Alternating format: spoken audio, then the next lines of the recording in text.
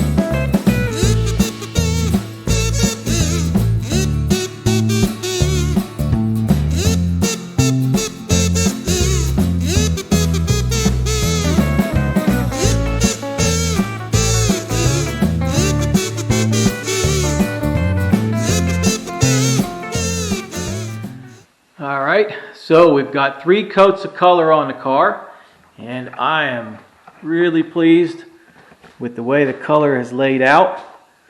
From what I can see in here, sometimes it is a little hard to see with the lighting. It looks to have laid out very nicely.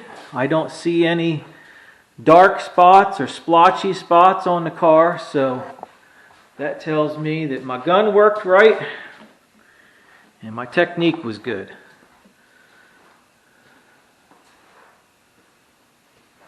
As you can see, we've had this we've got the color on the car set up now. About an hour I've left it be on here, so we're ready to mix up some clear, get our clear coat on, and that'll leave the paint job finished.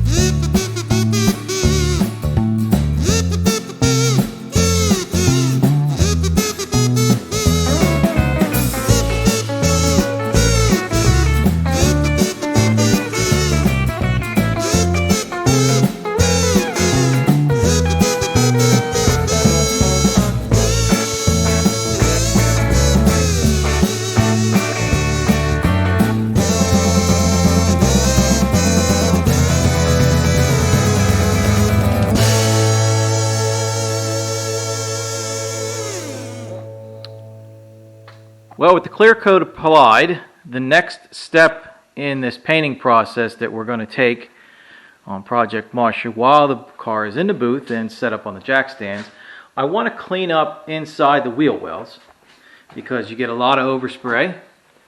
And as you can see, hang on a second, let me take you off here.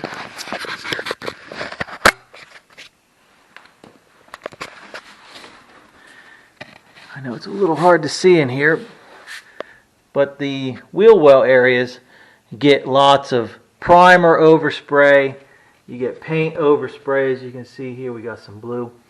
So what we're going to do is clean everything up, and also along the bottom of our rocker on the underside, we're going to give it a little bit of protection, and we're going to spray the lizard skin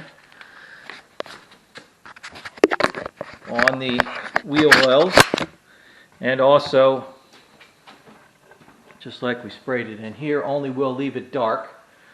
We spray it bottoms of the rockers, inside the wheel tubs, and also I sprayed the insides of our front inner fender areas just to give them some protection against rocks. So that's the next phase. So I'm going to try and set the camera up so you can see some of this. I don't know how well it's going to show or how well I'll be able to get the camera under there without getting undercoating all over it, but we'll give it a shot. I wanted to get the cup, and I loved every minute of being a cup, but it was hard and pressure and cutthroat, and then I got there and I was like, I didn't enjoy that little stuff.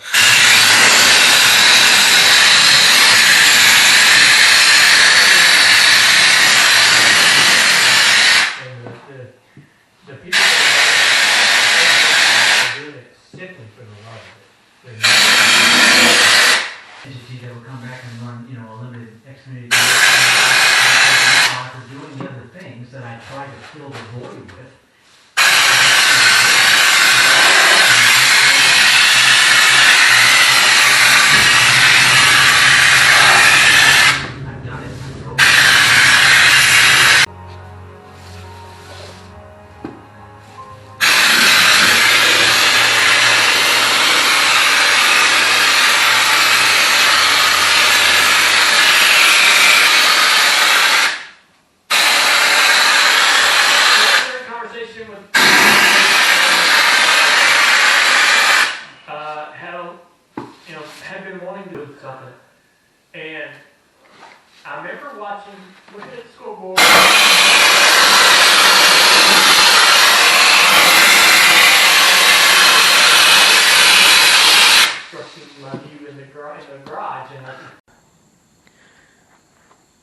Alright, our final prep for paint continues with the trunk lid and the hood. And I spent yesterday afternoon sanding out these pieces. Everything came out really nice. I got a little bit to finish up here on the hood, just doing some hand sanding on the air grate area here. Get that nice and smoothed out. But these panels are ready to go in the booth, get masked up, and we'll put the color and clear coat on these, and we'll bring you back after everything's painted. Alright, well, we've got our hood, trunk lid, and our replacement side marker surround repainted. These are ready to go on the car.